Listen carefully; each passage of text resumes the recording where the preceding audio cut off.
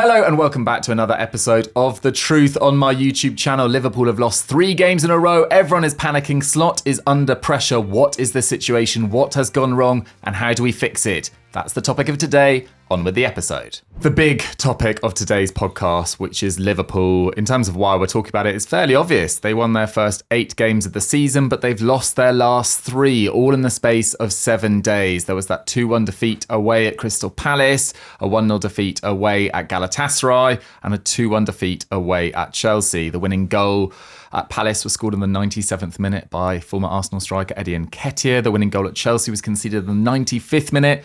And there's nothing like conceding a last-minute goal to really dampen the mood around a club and to make people kind of panic. And we've seen a fair amount of that on social media in the last few days, despite the fact that Liverpool are now just 1 point behind Arsenal at this early stage. The Champions League table, it's so early to even take too much from it. But, you know, there's so much time to recover there as well. But for the first time in his Liverpool career, Arne Slot is under a little bit of pressure, especially given the fact that in the summer, they spent the biggest outlay ever recorded in English football history. So there will be questions asked about it, Sam. Yeah, just a couple of stats to throw in here as well. Liverpool have just lost 3 games in a row for the first time since 2023, which doesn't sound that long ago, but at the same time, clubs like Liverpool don't tend to lose 3 games in a row. So it's quite a hefty time span. And it's also 3 losses in a row for Arne Slot. And I believe it's the first time in his career that he has lost 3 games in a row. So, interesting. It's just like we mentioned earlier with Sunderland, like how do you respond to the loss at Old Trafford and the loss of momentum, and how does that change the dynamic? Well, you know, for Liverpool and especially for Slot, this is pretty much uncharted territory over the last couple of years. And for him in his entire career, he's never faced rebounding from 3 losses. I don't want to make it too dramatic and too big a thing because losses happen, but like it's new territory. It's going to be interesting to see. And probably what hasn't helped him here is there was a really catchy headline this week. Did you see? I don't know. Where he was talking about how when he came in, he had benefited from Jurgen Klopp's tenure and that was no longer happening. Now, the actual quotes and what he was actually talking about was very, very reasonable. He was talking about, first of all, Klopp had coached a hell of a group of players, so he benefited from that immediately. He was also talking about how he perhaps benefited from the fact that Liverpool's finishes in the last seasons before that, they dropped off, right? And people had underestimated Liverpool. They thought, the post-Klopp era is going to be really tough. Who's this guy? First Premier League game. They're not going to be as good. And he thinks he preyed on that and was able to take advantage of people not taking Liverpool seriously enough. And now that is not the case. Reigning champions had the league wrapped up by March. You can't second guess this team. And he's not benefiting from that anymore. That's all completely reasonable, isn't it? But of course the headline is Slot no longer benefiting from Klopp. You can see how it gets written and twisted. And I just thought, tough timing on that. Yeah, it's quite an admission, isn't it? And, you know, it is completely right. I mean, Liverpool finished 3rd the season prior to him taking over. They were 9 points behind City. They were 7 behind Arsenal. They'd actually been top at the start of April that year, that final year under Klopp. But they only won 4 of their final 9 games. They lost to Palace and Everton. They drew with United, West Ham and Villa.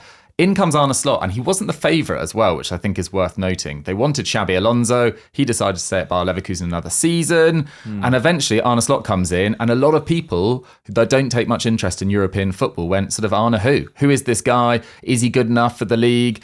And it's also worth bearing in mind that Klopp is an absolute icon of Liverpool. He took them from a fairly mediocre side and had a challenging first year or so, although the style of play was definitely getting rapidly better. But he finished in the top 4 in 7 of his 8 seasons, despite not having anywhere near the spending power as lots of the rivals. Won a Premier League and FA Cup, 2 League Cups, reached 2 Champions League finals, also won a Champions League final, so reached 3 Champions League finals as well. And at the time of his departure, only Kenny Dalglish had a better win percentage of all Liverpool managers. He was also one of the biggest personalities that English football has ever seen. Slot arrives, and that summer doesn't go to plan at all. They don't sign Zubimendi. They only sign Chiesa and Mamardashvili. Mamardashvili stays another year at Valencia. Chiesa was very much a bit part player last year. He missed 14 games with injury. He only played 104 league minutes all season. He was a punt, wasn't he, really? It was an end-of-window punt. Now, we've got a bit of spare cash. Didn't buy Zubimendi. Why don't we have a look at Chiesa? You never know what he might get back to. And I supported the idea. It was a small fee. Wages aren't super cheap, but it was worth a punt. Remember what Chiesa was at the Euros? Well, exactly. And he looked very much sort of a player quite low on confidence, but they also had so many forward options last year, which we'll come on to during the course of this podcast. But actually, he's played significantly better this season than he did last season, in my opinion. But Liverpool had a phenomenal year last year. One defeat in their opening 30 games against Nottingham Forest at home. They racked up a 12-point lead, and Slot was breaking all sorts of records. He was the first Premier League manager to win their first 6 away games, quite an achievement, the quickest manager to reach 15 wins in all competitions, and the first Liverpool manager to win 11 of their first 12 matches at the start of the season. Their results in the cup competitions didn't quite go their way. They obviously lost in the Carabao Cup final against Newcastle. They were knocked out of the FA Cup by Plymouth, knocked out of Europe by eventual winners PSG. But in terms of his biggest achievements of the season, it was clearly getting the best season out of Mo Salah's career, and there have been numerous top seasons to choose from. The reinvention of Ryan Gravenberch, who'd only started 12 league games the previous season, turned into an elite number 6, started 37 league games. He also got the best out of Luis Diaz on the left-hand side, got the best out of Cody Gakpo on the left-hand side, and there were numerous other success stories as well. I think also him just finding solutions as well, like deploying Luis Diaz as a striker for about a 10-game stretch because they didn't really have anyone up front that they could trust, and it just worked. Dovetailing with Salah and using basically a false 9, just dipping in and out of that tactic. It's not easy to do. Absolutely. He managed to do it. And a lot of Liverpool fans that I've spoken to in the last few days say that was probably Van Dijk's best ever season as well. The midfield of Gravenberch, Mac Allister and Szoboszlai that hadn't really worked together that effectively in the final Klopp year became this absolute force, this tour de force in Slot's first. And yeah, they won the league at a counter despite a late sort of, as it happens often with these runaway leaders, kind of a late losing of momentum, let's say. Yeah. But Sam, going into this summer, I don't think anyone quite expected what happened on the transfer front. No, not at all. Look, they were I guess they sensed an opportunity here with Man City still in flux, and maybe they were just looking to stay ahead of Arsenal, because Arsenal clearly is starting to rear its head as a serious challenger. Went very close 2 years in a row and not going away, right? Built a very sustainable platform of a team with some really, really good players, only getting stronger. You have to spend to keep up, and so Liverpool did it. I am going to leave this section to you, though, because I know that your favourite thing in life is to start just listing off transfer business. So I will leave this to you, because it's a hell of a list. But start with who went out. Okay, who went out? I mean, they sold Darwin Nunez. Luis Diaz went to Bayern Munich, more on him later. Jarell Quansah, who barely featured last season after getting substituted at half-time, I think, of their opening game against Ipswich. 1,300 minutes in the league. It's not horrendous, but I agree. He came off half-time in Ipswich and then wasn't seen again for like 3 months in the league. It did take quite a while. Yeah. Ben Gannon-Doak went to Bournemouth. This is my favourite development. The change of name. Yeah. This is brilliant. Jamie Bino-Gittins-esque. Yes, but only because Gannon is just like obviously the big villain in the Zelda games. So I didn't know this. Gannon has a real cultural element for me, and Ben Gannon-Doak just makes him sound like a dark demonic force that's coming to get you, which is it's pretty apt for a very skillful winger. Absolutely. He looks like he's got a big future ahead of him. Kelleher obviously went to Brentford to replace Flecken, who went over to the Bundesliga. Trent left, more on him later. Tyler Morton also left. Mm-hmm. So they spent... Harvey Elliott left. Harvey Elliott left on loan, of course. I was just thinking of permanent ones, but yeah, well pointed out. So they did spend £415 million, but their net spend was £228 million, which was actually 20 million less than Arsenal's, who are not good sellers of players. Before we go into the incomings here, just to point out as well that obviously unexpected, Diogo Jota passed away, which created, I mean, a very, very difficult atmosphere for the club to work in during the summer anyway. Enough about like the drama of all the incomings and the sagas, like adding Jota's untimely passing to the mix made it all the more difficult, and the squad building exercise took on a very different shade, which was very regrettable. But I added up all the minutes that these players that you've just mentioned played, and then added Jota to it too. Last season, 14,469 minutes in all competitions for Trent, Kelleher, Quansah, Diaz, Morton, Darwin, Gannon-Doak, Elliott and Jota. And then, because they've tried to replace Robertson with Kerkez, Robertson played 3,321. So it's 14,500 minutes without Robertson, 17,790 minutes played with Robertson. that's a lot of minutes, and they've just been taken out of the team, which I think goes some way to explaining how much of a rebuild or a revolution this squad has actually undergone. It does a nice job of painting just how different. When you take that many minutes out of a team like that, it's incredible in terms of a shift. Well, exactly. I mean, their 6 most used players from last season were Salah, Van Dijk, Gravenberch, Mac Allister, Konate and Alisson. They're all still at the club. You imagine they'll be, well, maybe not Konate given his current form, but they'll be stalwarts of this campaign as well. But you're right, Szoboszlai was ranked 7th. He's now been moved position to play a lot of his games as a right back. Robertson was 8th. Luis Diaz, 9th. He left for Bayern Munich. 10th was Trent. 13th, Diogo Jota. Sadly, devastatingly no longer with us. 14th, Nunez. 15th, Keller. 16th, Tsimikas. So what I'm saying is that although the core remains, the kind of supporting act around which the core thrived last season has basically all changed this year. And it's led to a huge sort of uncertainty in every facet of their game. But there'll be a lot of people saying, oh, why are you playing the violin for Liverpool? Because they spent £415 million. They did spend a lot of money on the following players. Yes. Jeremie Frimpong, 30 mil. Milos Kerkez, 40 mil. Giovanni Leone, 26 mil. Ekitike, 20, 69 million and rising. Florian Wirtz, 100 million plus a potential 16 million. Would have been a potential British record. Forget that conversation because Isak cost in the end 125 million, which is an outright British record. This is a lot of money, and it is on, Frimpong, Kerkez, Ekitike, Wirtz, Isak. 5 intended starters, key starters, with Leone as a backup. And add in the fact that Isak took 3 months. They stole Ekitike off Newcastle. They had Mark Gay in a kit, in a photo shoot, and then it fell through. Whew. It was dramatic. I never knew he was in a photo shoot. I think he'd done all of his media duties. Wow. Yeah. Oh, gosh, that is a savage. full-on João Palhinha in Munich. Yeah. In terms of how they could afford this, because a lot of people were questioning this during the summer, across 2020-21 to 24-25, so the last 5 previous seasons, prior to this summer, Liverpool's net spend was £252 million. That was only 8th in the Premier League. In that time, Chelsea's was over 700, Man United's around 550, Arsenal's was 468.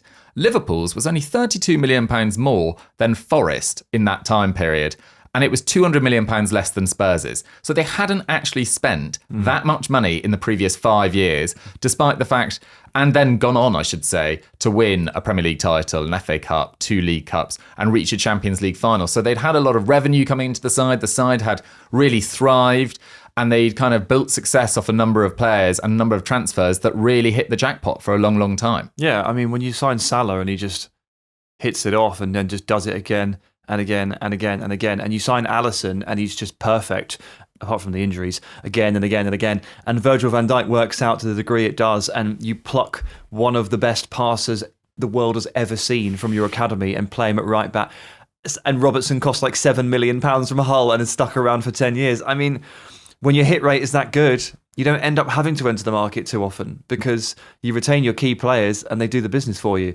They've only really had to start acting post Mane and Firmino. And once Henderson and Fabinho had started to phase out, but those players were fixtures in the team for 6 or 7 years at a time. Maybe not Fabinho quite that long, but a very important player. So they had the liberty of not having to buy too many players for quite a long time, which is great. But then, of course, add that to the fact that they're able to sell Jarrell Quansah for so much money and Tyler Morton for a decent wedge and Kelleher and even Elliott, really, because they paid a tribunal fee of, Jack, 6 million, something like that, from Fulham in the end. Yeah, they paid a tribunal fee of not enough. Yeah, not enough. Yeah, not enough money. And then something like that. And they've gone and they've shipped him off to Villa now for 35 or 40 million or so. So, hey, the numbers work if you can play the game. Liverpool play the game better than just about anybody. But look, they did basically. Yeah, they did surgery on the squad this summer. Massive. Surgery on a title-winning squad. It's rare. It's rare. They obviously sensed an opportunity to go out and get 5 or 6 players that they thought would be pieces, would be their next Alissons, their next Van Dijks, their next Salahs, and fair play. But in the interim, Arne Slot has ended up with a very different looking team, a lot of different things to put together, a very jumbled jigsaw, really. And he looks like a man who's really struggling to put it all together and make it work, right? So there have been a lot of problems in this team. And what I'm going to do now is I'm going to run us through the 11. I want to go through like literally the team, and we're going to point out all the problems. Go for it. Because especially for non-Liverpool fans, it's probably quite a valuable exercise because they wouldn't necessarily have realised that all of these things are afflicting the team at the same time.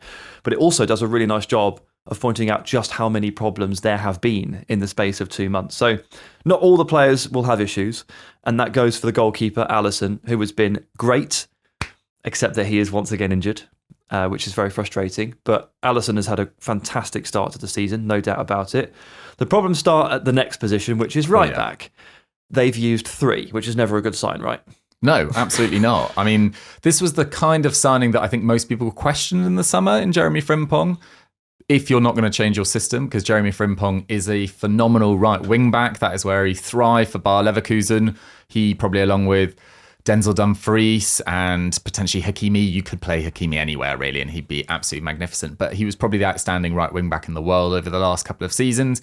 But he's not necessarily a right back, and he's barely been used so far this season. And look, Conor Bradley is a brilliant player, still learning his trade, but has had, you know, top moments, particularly last year as well.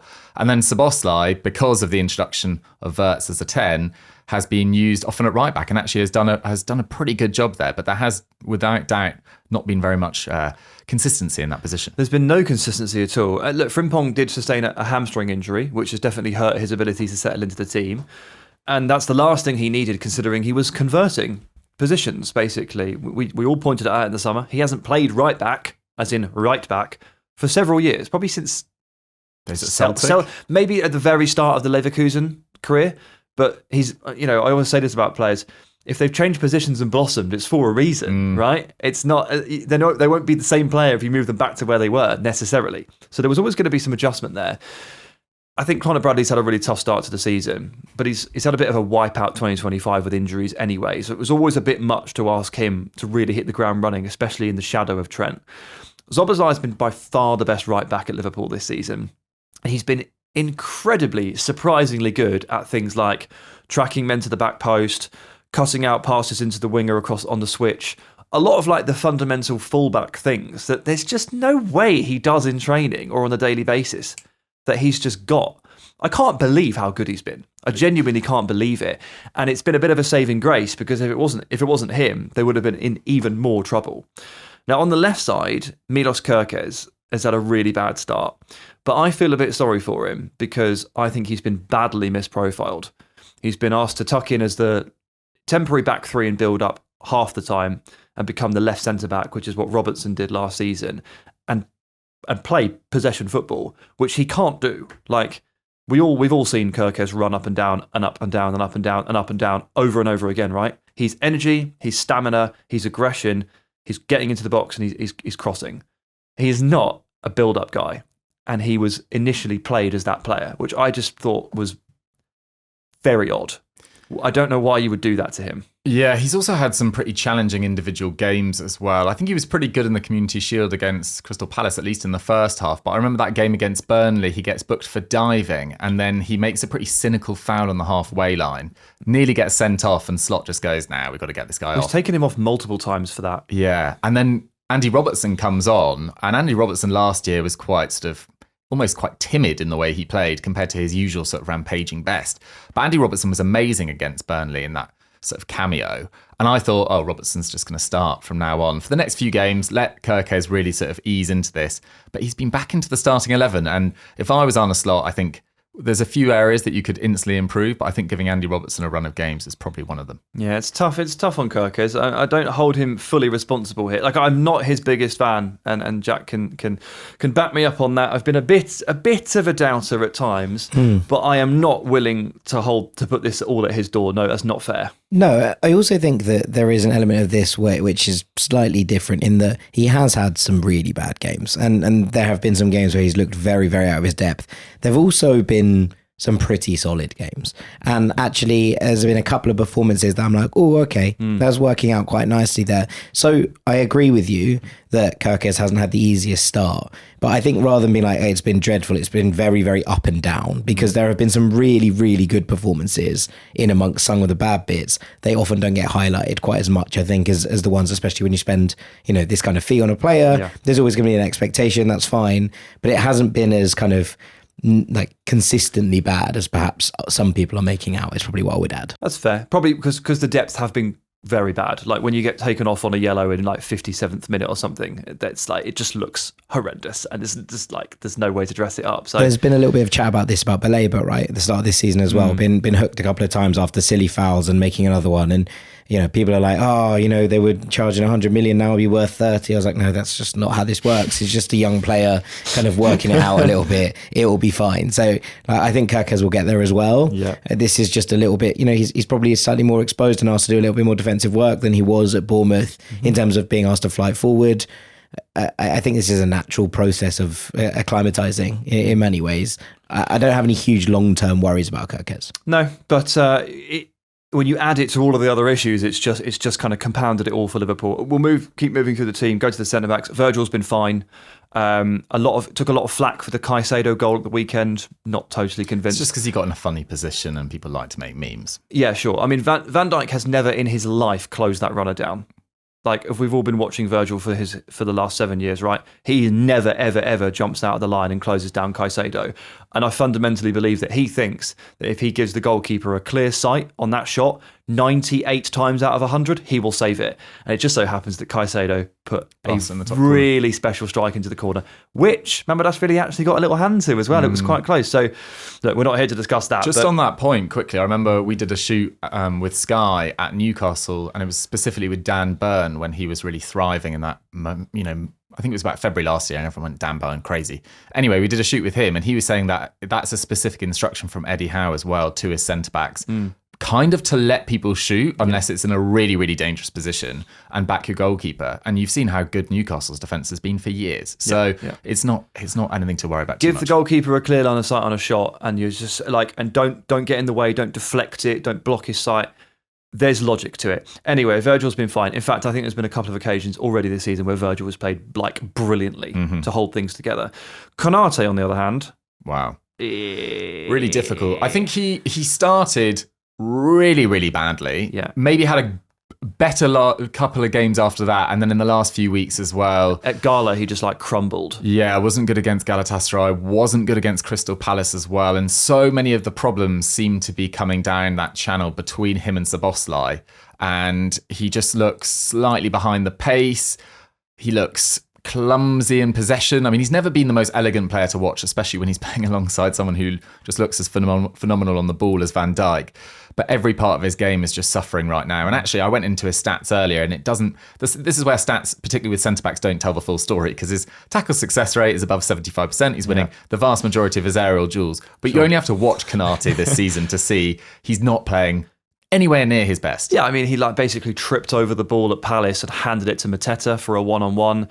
I watched him on Saturday, just look across to his left to play quite a simple pass over to Van Dijk and just hammer it into the advertising boards for no reason. And the Galatasaray pitch looked really bad, but there were a couple that he just coughed up straight to the opposition, and everybody's just sat there like, come on, Ibu, you're better than this. He has tended to have little patches in his Liverpool career where he does do this kind of thing, but I don't think they generally last 6 weeks, and they really need this to stop quite quickly. And all the speculation hanging over his head with Real Madrid and the contract, it doesn't help. And when he's playing like this is the sort of thing where fans go, well, you know what, just get rid of him then, that sort of thing. And this is where, Leone's already done for the year with an ACL tear. Absolutely, I'm gutted for him. Yeah. And they missed out on Mark Guehi in the last second. So this is where those decisions and the way those dominoes fell are starting to look like they might really, really affect Liverpool. We sat here 6 weeks ago on our return, and we were a bit concerned about the depth at centre-back for Liverpool, weren't we? And it's only taken 6 weeks for a lot of this to really come true, because they've got quite unlucky, but this is what happens in football. Absolutely. And it is the biggest issue in the team right now is how they're defending, for me. Compared to this time last year at the same stage in the league. They've got one fewer win. They've scored the same amount of goals, but they've conceded 7 more. And they've got 3 fewer points, but it could have been far more than that. They have got pretty lucky. And their XG against per game has gone from the second best to the 9th. So that is really pretty concerning. There are 9 sides in the league that have conceded fewer than their 9 league goals. They've kept 2 clean sheets in 11 games in all competitions, which was against Arsenal, which was one of the most boring games of the season, and a 1-0 win against Burnley as well. Yeah. And it's the quality of shot that they're conceding as well. So their post-shot XG per shot, which is a little bit of a complicated metric and sounds quite daunting, but basically the quality of shot they are conceding is at 0.37, and only United and Wolves is higher in the entire league. So they are conceding very, very high quality shots, and they also rank 4th for errors leading to shots. And I think Konate has probably been more guilty of that than any other player. Yeah, probably about half the tally, unfortunately. Well, look, sometimes they do keep clean sheets and occasionally they play really well. Like against Atletico Madrid, I thought they absolutely destroyed Atletico Madrid, and the fact that that game was remotely close was a bit of a joke. Marcos Llorente's incredible wonder strike ×2 was the only reason that was in contention. And on that particular night, Ryan Gravenberch was absolutely insanely good. And when he is at a 10 out of 10 level, a lot of these defensive problems do tend to go away because Gravenberch is so good in midfield that he can actually save everyone's jobs. Unfortunately, Ryan Gravenberch is just one human being. He's just a man. And he cannot play at a 10 out of 10 level every single time Liverpool take to the pitch. And when he doesn't, and Alexis Mac Allister plays like he's been playing, oh boy, this midfield looks horrific. It feels like that Jon Snow meme. One man with a sword against an entire cavalry charge. That feels a bit like Gravenberch at the moment. Yeah, it's a real shame. And so he's been good, if not amazing.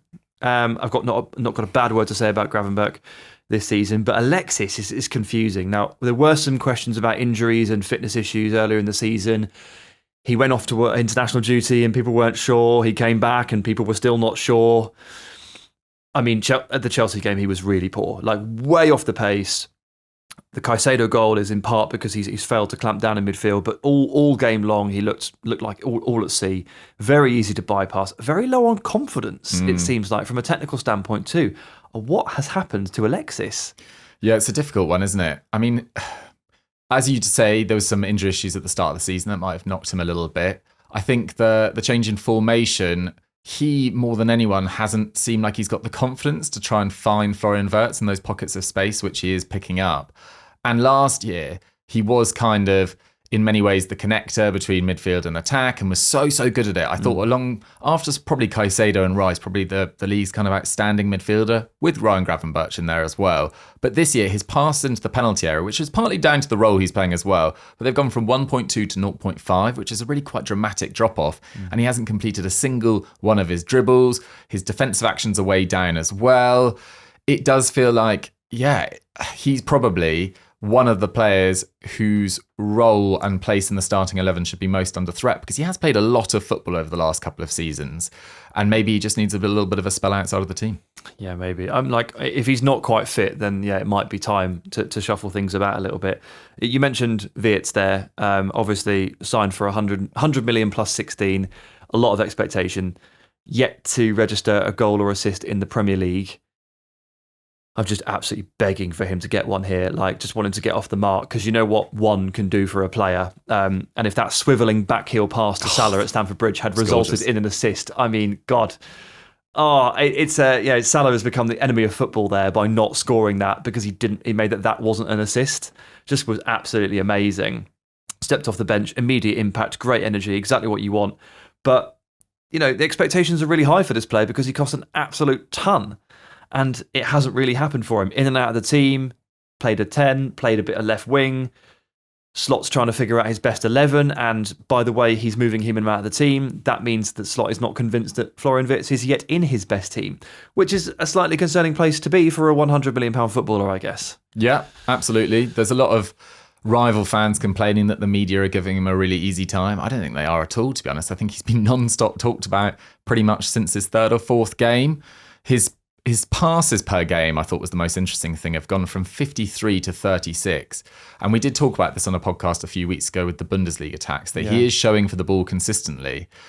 I just think he's looked a little bit slow to react, or the game is just so quick around him. And partly, it has been down to a lot of the teams they've played as well. I think Bournemouth, Newcastle, Galatasaray away, Arsenal. This is not necessarily the easiest run to start as a 10. Sure, but mate, all the teams in the Premier League are like this now. Sure, but this is also a squad and a team finding their feet. You've got Szoboszlai behind you that's playing in a different position. You've got Mac Allister out of form as well. Gravenberch has missed some games towards the start of the season.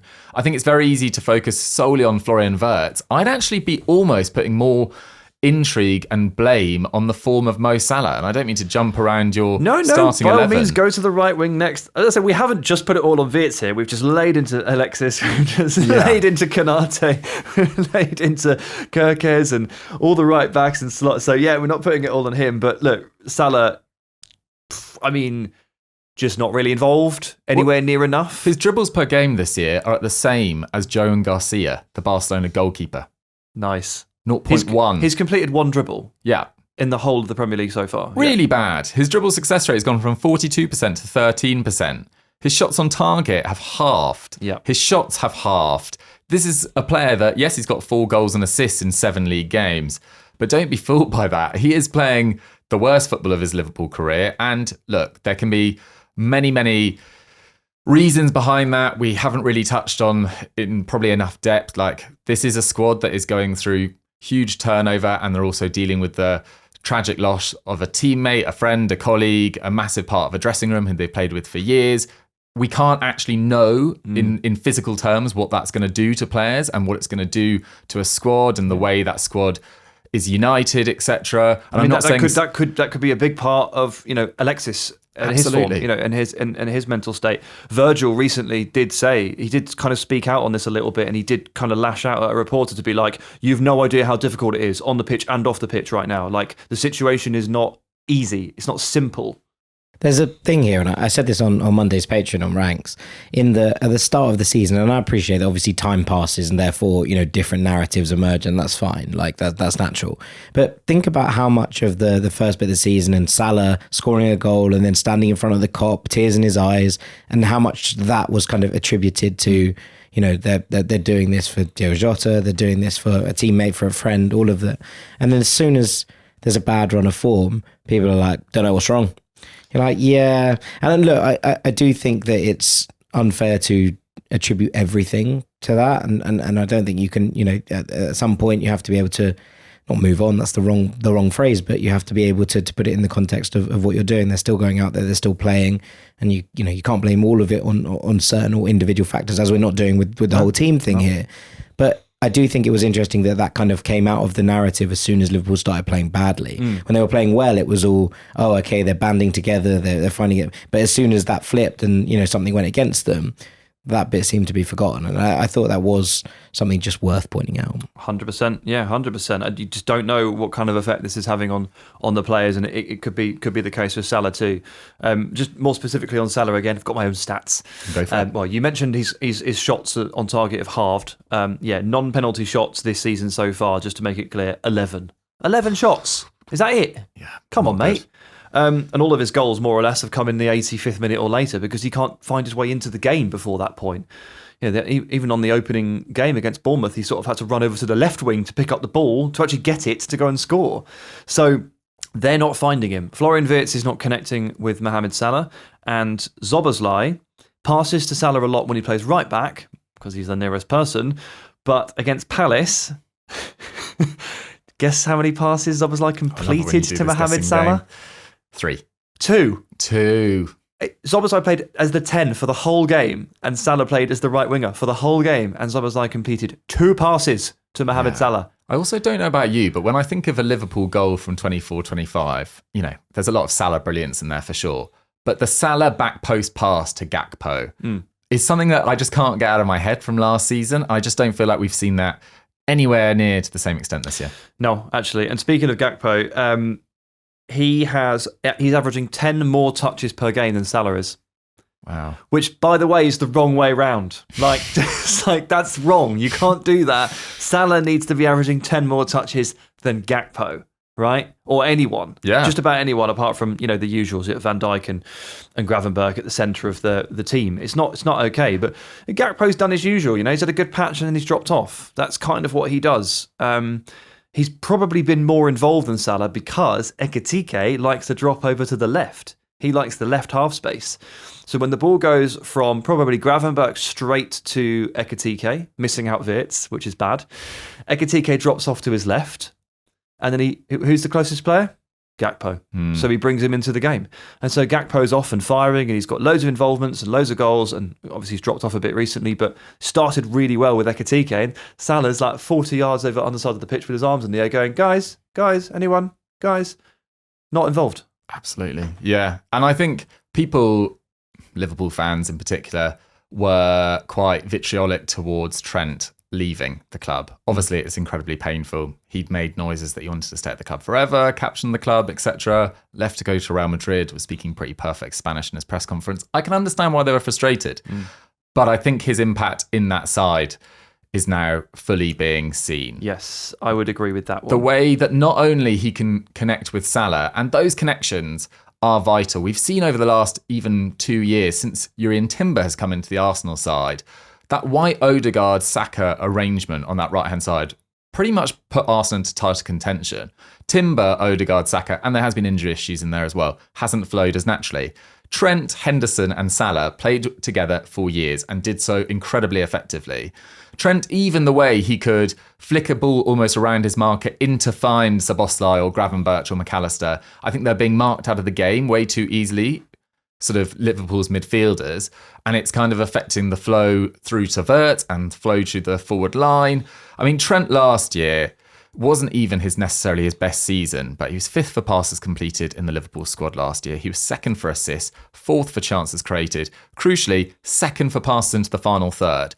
And Liverpool don't seem to be able to get into the final third as quickly and as efficiently as they could last year. And it feels like the sides and they're facing are just way more set defensively. And I think a big part of that is Trent's lack of presence in the side. Yeah, absolutely. It's very different. I think we're still discovering, but week on week we're realizing more and more how big a loss it actually is, because it's not just a right back, is it? It's I said it earlier in the pod, one of the most talented passers of the ball the world has ever seen, and you've taken him out of the team and then remodeled the entire thing. And as good as Florian Wirtz is, like, obviously the idea is for him to come in and become the fulcrum and the playmaker there, changes and moves up the pitch, but it needs more than 6 to 8 weeks for that to really settle in. Yeah, I mean, I was going to bring this up. It's something we've talked about a little bit, but point of attack, right? Like as you say, creative fulcrum, lightning rod, whatever you want to call it.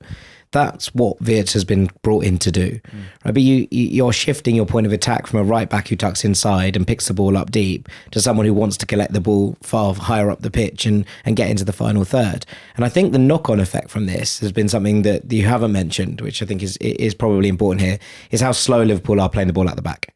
And part of this is Virgil van Dijk, who stands on the ball a lot. Now, this isn't necessarily a bad thing, but actually what we're seeing is a lot of very safe possession, and then Liverpool look for kind of a punt up the field, which isn't what they were doing last season. And last season, they would look for Trent quite early on, get him onto the ball in those areas, and he'd be able to pick that pass to put Liverpool in dangerous situations. Probably the Diaz switch as well was on. Exactly. Yeah. Whether that's down the line to Salah, whether it's the switch across to Diaz, or even whether it's into Szoboszlai in that kind of number 10 spot, you had someone who was able to pick those range of passes. And it also meant that Liverpool moved the ball up the pitch pretty quickly. Now, the other option was having Gravenberch kind of turn out of pressure and drive up the pitch. It feels at times that that's Liverpool's only way this season of moving the ball up into the final thirds. And they're really struggling to connect to their new point of attack, in that Florian Wirtz isn't picking up the ball in the areas that he wants to pick it up. Now, by my standards, I think he should have had, I worked it out the other day, I was looking at them, I think he should have had 4 assists, 3 of them for Salah this season already, if you're kind of looking at players who should be putting away their chances. Yeah. And, some of that is his fault, some of it's not, like, et cetera, these things happen. But I do think that Liverpool's main issue is they're not being able to move that creative fulcrum to the new point in their squad with any success in terms of how they're building out. And that, I think, is the question that Arne Slot needs to answer in this international break. How they get the ball into those areas without completely and utterly throwing their structure up in the air, which is what they have done for quite a lot of the first sort of 8-10 games of this season. Yeah, I mean, you lead us on quite nicely to the next part of the conversation, which is like, what do you do next? Like, how do you fix this? And you're kind of focusing there on how to bring the attack back into function and how to get the new setup with the new playmaker going. To be honest, I focused mostly on how do you fix the big hole in midfield? Because I think that might be an even bigger problem. The fact that you reeled off all the statistics earlier about giving up very high quality chances, and then you watch them and like, how open have they been? Like an injury hit, undercooked Bournemouth gave them a massive, massive scare with Marcus Tavernier in midfield on the opening night. And I thought, they got away with that. It'll be fine next week. And then they had another scare. And then the losses started coming in. And like those last 15 minutes against Chelsea, once you get the ball past Liverpool's front line and past Gravenberch, it's like an ocean of space. And Van Dijk and Konate are pegging it backwards. It was just remarkable watching the Chelsea midfielders run into that. Like, it's way too open structurally. And it's not normal. It's not what Liverpool were last season.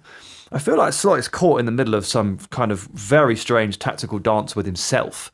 He's really undecided as to what he wants this team to be and whether or not it can work. And from the very start there, I'll say, like, the idea that you can have Kerkez and Frimpong left and right back shuttling up and down the flanks as both of them means that you have to make a sacrifice in midfield. Yeah, you have to have two holding midfielders. There's no other way around it. And you have to have Gravenberch probably dropping into the defensive line to make a 3 to solidify it if you're going to do that, and possibly as well Alexis. Now, he's not really tried that because he's pushed Kerkez into left centre-back and built with a 3, which also hasn't worked. And then Frimpong's got injured, so that hasn't worked either. So whatever he's tried there hasn't worked. And then in midfield, I mean, if Gravenberch is breached, Gravenberch. Scratchy. They are so screwed. It's just bizarre. It's absolutely bizarre. So, I don't know, like, I feel like they're trying to attack in this like 4-2-4 at the moment, and it's like, it's not good enough. It doesn't work, and Slot is going to have to tweak it, and he's going to have to take a player out of the attack, and he's going to have to plonk him in the middle. Because if they don't stem the tide of these counter-attacks, like I said to you, all the Premier League teams are built like this. It's all Bournemouth. It's Fulham running through. It's all these teams can do this. They've all got athletic midfielders that can take the ball and just go. Like, what does Morgan Rogers do when he sees 40 yards of space? You know, it's got to be fixed before anything else, I think. I've got 4 ideas on how to fix it. 4? And they are more, they ascend in drama. Oh, good. Do you want to hear them this is the least dramatic. Go 4-1. Okay, 4-1 is just, number 4 was just revert back. Szoboszlai, Mac Allister, Gravenberch, which is what you tried to do against Chelsea. Bradley gets subbed at half-time for Florian Wirtz, and, persist with that. It's what you knew last season. Go back to that. The second idea, if you're lacking control in midfield, the midfielder that is best at controlling a game, not necessarily the most entertaining at points, but the best controller is Curtis Jones. Curtis Jones is phenomenal at keeping hold of the ball. That's true. He is 4th in the Premier League for pass completion last season in terms of the percentage, and first amongst midfielders. A 93% completion rate on his passes. That is European, right up there. Right up there. That's probably Pedri levels, and Pedri gets through far, far more passes per game. So that'd be my second idea. Maybe Curtis Jones is introduced, Szoboszlai is fixed at right back. The third idea, almost losing track of the amount of ideas I've got. In at number 2, in terms of drama, is drop Ibrahima Konate and give Joe Gomez a run at centre-back. Okay. I don't think Arne Slot really rates Joe Gomez. Well, definitely doesn't. He would have used him by now. Yeah. But I'm stunned that Gomez hasn't been given a proper look at this point. It feels really harsh. He's only ever started 6 league games for Arne Slot. And his injury record in the last couple of years hasn't actually been that bad. He's just not being picked anymore. And he's playing Gravenberch there. He's even played Endo there. I'm not entirely sure why. This one doesn't feel very likely for Slot. But surely, this is a guy that's in 2019-20 was an absolute crucial part. And admittedly, that was a long amount of time ago now. This is like when someone the other day asked me, do you think Dominic Calvert-Lewin can get back to his best scoring levels? And I was like, remind me what year that was? 2017? I just think, and it's a shame that Leone did his ACL, because actually in the game that he did his ACL, he was looking pretty exceptional, admittedly against quite inferior opposition. But still, real shame. Maybe they could have played either Gomez or Leone. It doesn't feel particularly likely, but Konate not playing well at the moment. The most dramatic idea... If you say drop Salah, I'm going to walk out the studio. No. Okay. is switch formation quite dramatically. You have signed a phenomenal right wing back. You have signed Florian Wirtz, who thrived in that system as well, a 3-4-3 formation. Here we go. Could it be worth trying? Yeah. And I will read you off the 11 that I've settled on. Alisson in goal, if he's fully fit. Yeah. Right wing back, Frimpong. And next to him, Konate. Van Dijk in the middle, Joe Gomez, or potentially even Andy Robertson as a left-sided centre-back, where he has played That's where for Scotland. Well, and also in Liverpool's build-up, that's exactly where he stands. Kerkez as a flying left wing-back. Sounds quite nice. In midfield, Gravenberch and for now Szoboszlai. Could be Mac Allister, but Gravenberch and Szoboszlai. Up front as an inverted right forward, Mo Salah, inverted left forward, Florian Wirtz, and then you can either play Ekitike or Isak in the middle. Do we think this is potentially worth trying for Liverpool right now when they have so little control and haven't looked particularly good in any facet of the game? It's radical.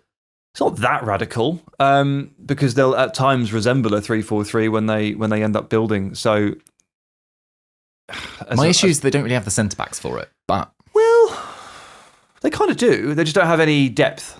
My solution wasn't drastically different for yours, although it doesn't go to a 3 at the back. It was play Connor Bradley at right back and kind of tuck him in a little bit more. And then you play the back two, which they can't really sort of change from right now because that's what they've got. And Slot, as you say, doesn't really trust Gomez. And then you go Kerkez at left back, but you push him forward and you say, go on and get up the pitch.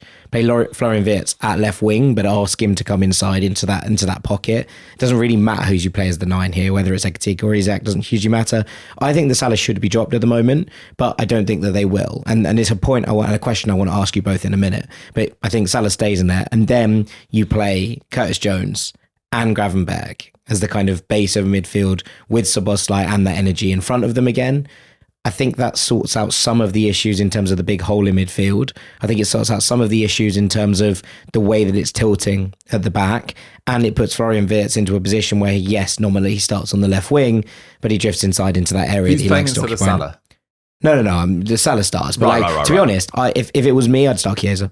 I think that he's shown more hunger, more desire, and has been more energetic in all of his performances. But I don't think Slot will do that. So that's kind of it's a kind of moot point. It's definitely creating a rod for your own back there. Like in a difficult situation, how do I make this worse? Drop Mo Salah is like the number one way to dig that hole a bit deeper. But he's been dreadful. No, I'm completely with you. But from a political standpoint, it's just like it's an absolute no right now. Can you name a game that Mo Salah's played well in since he renewed his contract?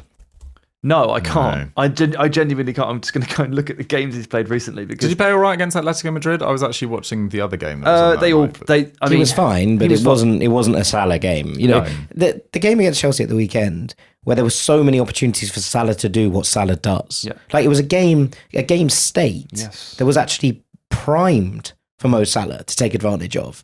And it just felt like he was a million miles off it. It was bizarre. He cut in to shoot and whip one round into the far post 3 times and missed them all. And I was just like, just not used to seeing it. Just really not used to. Then again, I'm not used to seeing Alexis Mac Allister just like run over in midfield. I'm not used to watching Ibrahima Konate smash the ball out of play for no reason.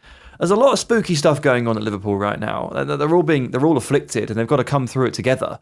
It's very difficult. I like the 3-4-3 pitch.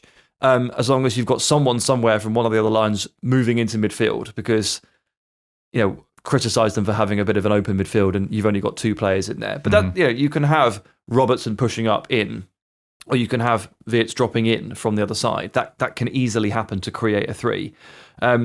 It's the kind of shake-up that I would like to see, but I don't know how far Slot would go with it. Well, otherwise it just feels like they haven't bought the right fullbacks for a 4 at the back necessarily. And look, you can change it. And it's very early to write off Jeremie Frimpong in terms of his Premier League longevity. But at the moment, speaking to Liverpool fans that I know, they are really, really unimpressed with how he's played. And he actually started at right wing against Galatasaray, and it was really kind of, talking about spooky, it was really weird seeing a right winger get to the byline for Liverpool and then cut it back. He didn't actually play too badly for the first 30 minutes of that game.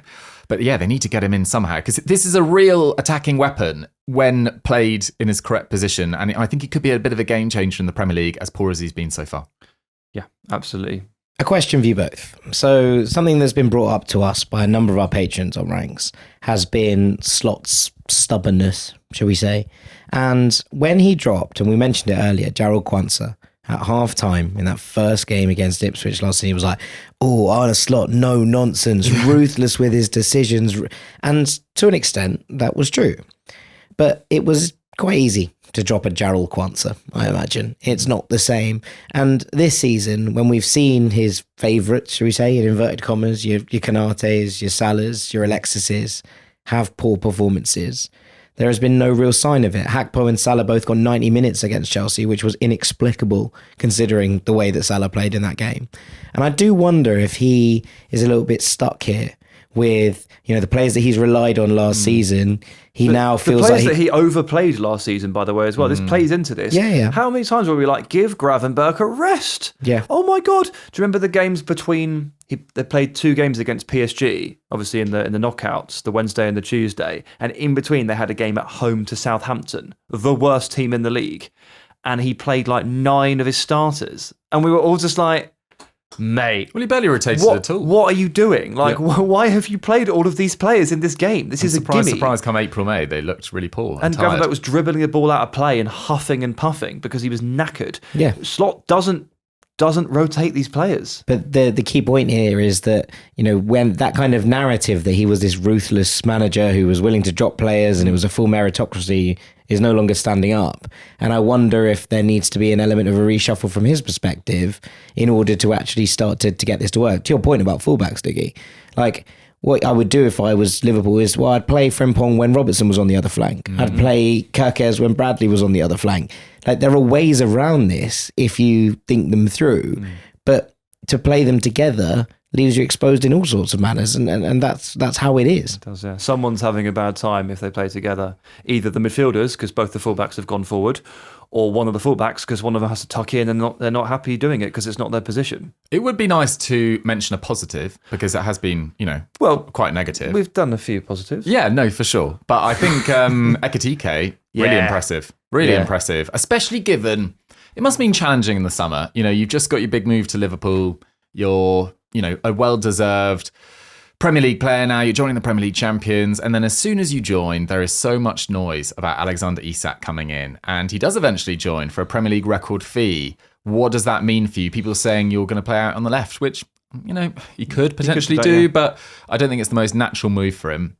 But despite all the noise going on around him and about him being replaced, from the get-go, from the first minute of the Community Shield, he's looked bang at it. And we've talked so many times about Bundesliga forwards taking a while to adapt, sometimes never adapting. Ekitike, 5 goals and 1 assist in 10 games, in a challenging side that haven't really found their groove in any facet, as we've already mentioned. Fair play. Great red card too. Great red card. He's been fantastic. We glossed over it because, it's not part of the narrative that we're forming, the evil media. No, you're right. You're absolutely right to pull him up. We got to Salah and Gakpo, and then we sort of left the 11, but there was one man remaining, and it is the fantastic Hugo Ekitike. His link-up play has been superb. His hold-up play has been superb. The way he brings his midfielders into the game, links with the wingers, turns, moves, goes. He's already scored a couple of lovely goals. Like, there was the goal that he scored at the end of last season against Spurs, where he ran and then drifted inwards and then instep, low, beautiful strike. I thought, wish I could strike a ball like that. He's already done about 2 more that I think, I just wish I could score that goal. He scores goals that I dream of. He really does. He's brilliant. So well done to him. You're right. Absolutely well done. And, to an extent, his brilliance has kind of kept them afloat a little bit, because they've won a bunch of games this year that we've all gone at. And if it isn't for players doing the business when it matters, and whether that's last gasp goals from Salah or Rio, or if it's just someone like Ekitike stepping up and providing a moment of clarity, the wins don't stack up, undeservedly so, unless players like Ekitike hit the ground running and just get it done. And so he's been a genuine saving grace for them early this season, because if he hadn't started well, they'd have half the wins. And this wouldn't be a question. This would be an actual crisis, because they'd have about 6 points and they'd be playing terribly after a £400 million gross spend. And we'd be going mad. Well, exactly. And also, on sort of Slot, it seems like an obvious point. He has bought himself so much time by winning the title in your first year when no one expected you to, with you being up against it, having not had so much investment in your squad. And look, other factors have to come into that. Arsenal had big injuries, but they also were off it last year. City didn't have Rodri, pretty much fell apart by City standards. But yet you win your title in your first season, becoming just the 5th Premier League manager to do so. And the noise on social media about from some Liverpool fans that should know better, I think has gone a step too far at the moment. And they are, despite their level of performance, in a brilliant position. 1 point behind Arsenal after 7 games is really not a disaster. Yep. And yes, losing 3 games in a row, 2 of those were in very dramatic fashion. They could have easily drawn against Palace. They could have easily drawn against Chelsea. I actually thought they were really flat, particularly in the second half against Galatasaray. But it's really not a disaster. So despite the sort of questions and ideas about how to fix them in this podcast, the context of that has to be taken into account, which I think we both have. Sure, but they lost to Palace, and then Palace lost to Everton. So that makes Liverpool worse than Everton. That's how results work. That's how it happens, yeah. That's why the panic. Right, so to sum up, Salah is not involved and playing poorly. Wirtz is struggling to put a stamp on the team. If Gravenberch doesn't play brilliantly, the whole thing collapses. Konate's had a mind melt. Kerkez is being asked to stuff he literally cannot do for some reason. None of the right backs are working, and it turns out Trent was really good. Yeah. Is that it? Oh, and Slot's overwhelmed. And maybe switch to a 5. Mix it up, man. Maybe switch to a 5. Okay. Well, that is a full discussion on the troubles and travails of Liverpool. It was. A full discussion.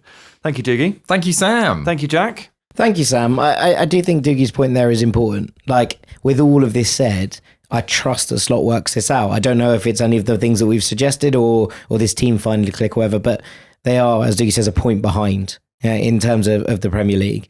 And you said right at the top of this podcast, you made a point, you said you don't play your best football in October. Hell yeah. You play it, you play it when it comes to the start of the new year, when it comes to the run-in. And I trust Liverpool to have worked it out by that point. And by that logic, if they continue to not play brilliantly but hang in there and hang in there and hang in there, then I think that this could still be one of those seasons where Liverpool will be there or thereabouts. And, whether that's winning the league, whether they get pipped to it, whatever that looks like is a question. But on the whole, I trust that they will be no lower than second when it comes to the final standings of this Premier League table in May. There you go. A nice positive spin to end. Look at how many points they've already accrued, and they've been useless. Now imagine what they'll be like when they're good. That's a good one. Exactly. I like it. Thank you very much, Jack. And thank you finally to the listeners. Thanks for joining us, and thanks for watching as well. If you're on YouTube, I guess, head over to Doogie's YouTube channel if you want to watch and listen to the podcast twice, which we all expect you to do. Double up. Absolutely. And we'll see you next week. See you then. Thank you so much for watching another episode of The Truth on my YouTube channel. If you enjoy this podcast and you want to go listen to it, if you're on the move, go check out the Ranks FC podcast platform. Thank you so much for watching this video. If you enjoyed it, leave it a like, leave it a comment. We'll get back to you in the comment section. And don't forget to subscribe. See you next week.